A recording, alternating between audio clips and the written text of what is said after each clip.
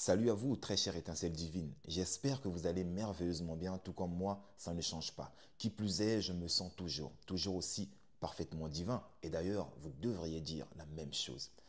Les amis, le message d'aujourd'hui s'adresse au monde entier.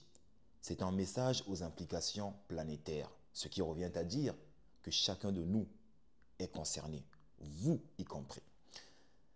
Au début de cette vidéo, d'aucuns d'entre vous me traiteront de perché parce que ce que je m'apprête à vous dire dépasse peut-être l'entendement de certains. Vous voyez, c'est comme si je venais vous dire une chose tout en étant en avance sur mon temps. Et je le dis sans prétention aucune. Ce que je vais dire dans les minutes subséquentes vous aideront à comprendre pourquoi est-ce que je dis ce que je dis actuellement.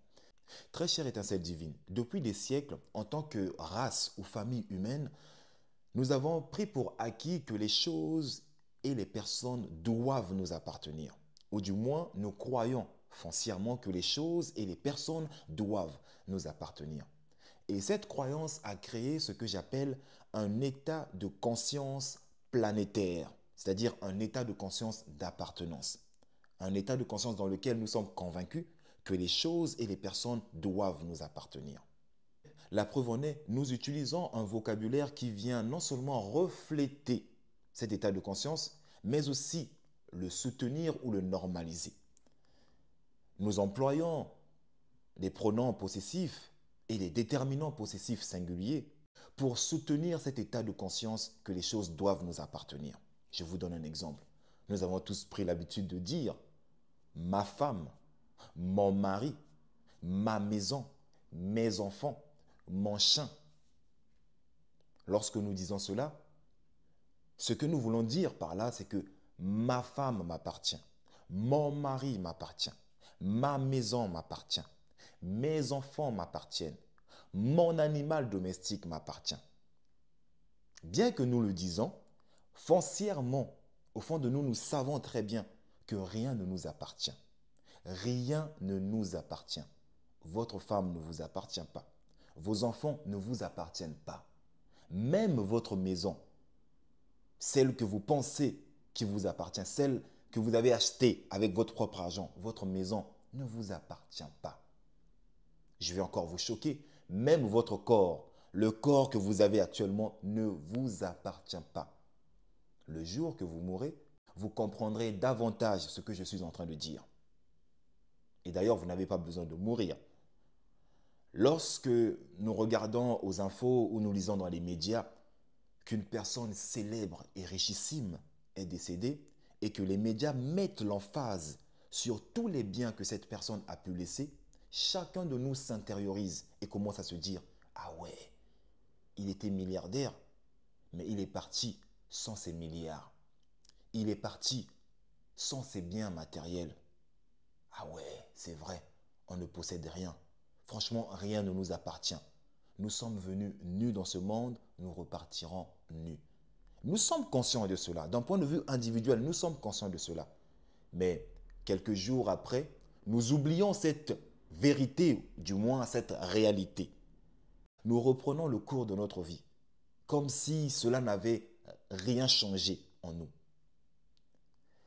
Cette conception que les choses et les personnes doivent nous appartenir a changé notre perception de la vie. Pour bien des gens, la vie ne se résume qu'à amasser beaucoup d'argent, beaucoup de biens. Moi, mon objectif, c'est d'avoir la plus belle maison, les plus belles voitures, les plus beaux yachts. Moi, je veux amasser le plus de choses possible. Notre vie ne se résume qu'à posséder des choses qui ne nous appartiennent pas. Des choses qui nous donnent une illusion qu'elles nous appartiennent. Alors que foncièrement, nous savons que peu importe le nombre de choses que vous posséderez, vous n'emporterez rien avec vous parce que rien ne vous appartient. Dans cette vie-ci, nous ne sommes que des pèlerins. Tout ce que vous avez actuellement, tout ce qui est en votre possession n'est qu'un prêt. La vie vous a prêté ce que vous avez. Votre corps est un prêt. Votre souffle de vie est un prêt. Votre maison est un prêt. Parce que le jour où vous quitterez ce monde, vous n'emporterez rien avec vous parce que rien ne vous appartient. Même votre femme ne vous appartient pas. Même vos enfants ne vous appartiennent pas. Rien ne vous appartient. Et maintenant que nous savons que rien ne nous appartient, il est temps d'évoluer en conscience. Nous ne pouvons plus perpétuer ce schéma illusoire comme quoi les choses et les personnes doivent nous appartenir.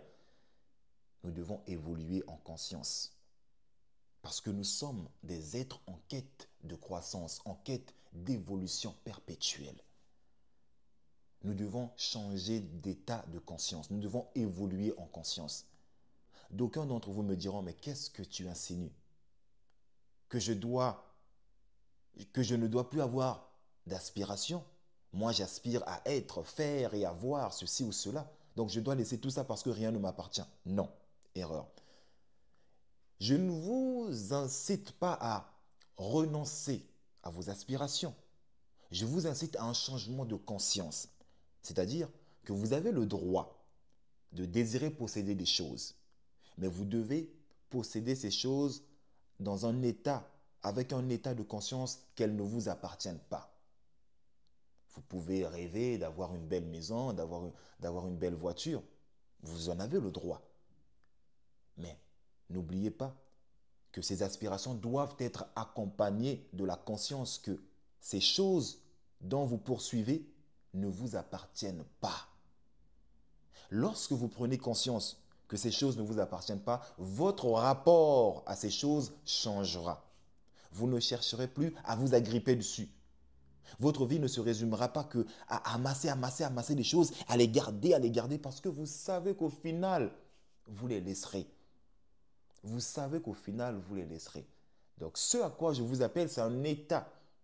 C'est un changement d'état de conscience. Voilà pourquoi au début de la vidéo, je vous ai dit que ce message a des implications planétaires. Il est de la responsabilité de chacun de nous de faire un travail sur soi afin d'évoluer en conscience. Nous devons changer notre conscience. Nous devons arrêter de croire que les choses et les personnes doivent nous appartenir. Parce que la vérité ou la réalité est que rien ne nous appartient.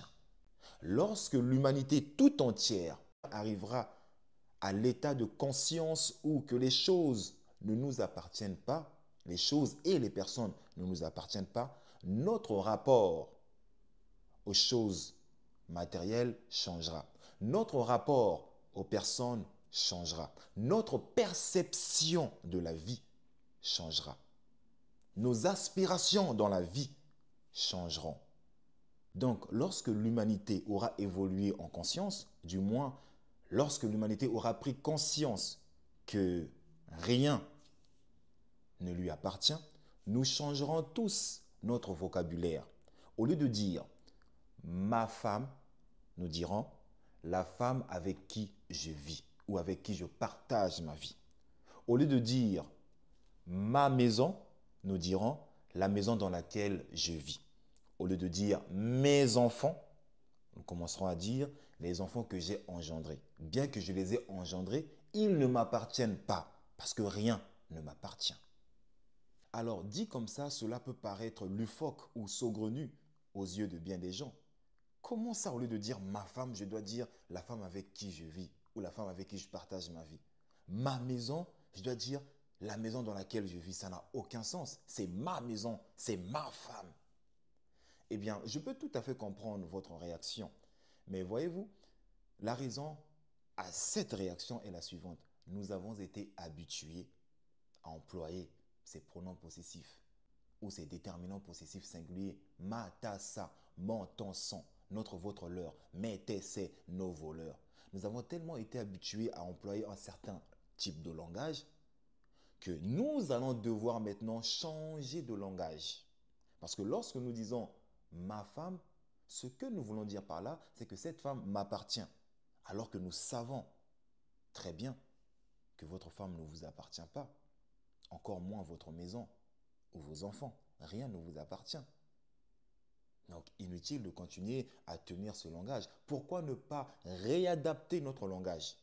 Pourquoi ne pas utiliser un vocabulaire qui reflète la conscience que personne et rien ne nous appartient? C'est un travail de longue haleine. Ça prendra du temps. Ça prendra du temps parce que nous avons toujours utilisé le même langage pendant des siècles et des siècles. Et ce changement de conscience prendra du temps. Mais ce n'est pas parce que cela prendra du temps qu'on doit se contenter de maintenir ce langage que nous avons, menton sang. Non. Ce n'est pas parce que ça prendra du temps que nous devons laisser cette responsabilité à la prochaine génération. Non. Car le changement, ce n'est ni demain, ni hier. Le changement, c'est aujourd'hui. Et le changement commence par vous. Le changement commence par vous et moi. Évoluons notre conscience. Changeons notre vocabulaire et petit à petit, par effet ricochet, nous arriverons à avoir un impact sur les autres.